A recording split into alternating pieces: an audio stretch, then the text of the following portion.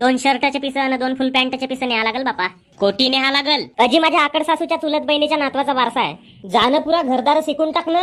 हे सोपे आहेत, या सोप्याच्या गाद्या काढून घेऊन जा. त्या अलमारीतले फुलाचे झाडं गिडे त्या फोटवा गिटवा घेऊन जा. एवढे लंबे नाते कोटी चालवायचे होत का? आकड सासू मग तिची चुलत बहीण आणि तिचा नातू त्याचा बारसा डेंगणं हलवाचा काम आहे. बाप रे, फक्त माझ्या नातेवाईकाच्या घरी कार्यक्रम राहिले का तुमचा थुतूर वाकडा होते. आणि तुमच्या नातेवाईकाच्या घरी गेला का मस्त सामान घेऊन न्यायचा. कोणता सामान घेऊन नेलोय सांग बरं बापा. त्या तुमच्या भाषेच्या लग्नात मस्त घर लोकायला कपडे हे ते 40,000ची तर अलमारी घेऊन नेल्या.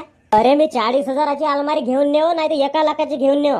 ते काही झाला माझी भाषी झाली. हो म्हणजे तुमची भाषी हो ना माझ्या आकड सासूच्या चुलत बहिणीचा नातू नो हे.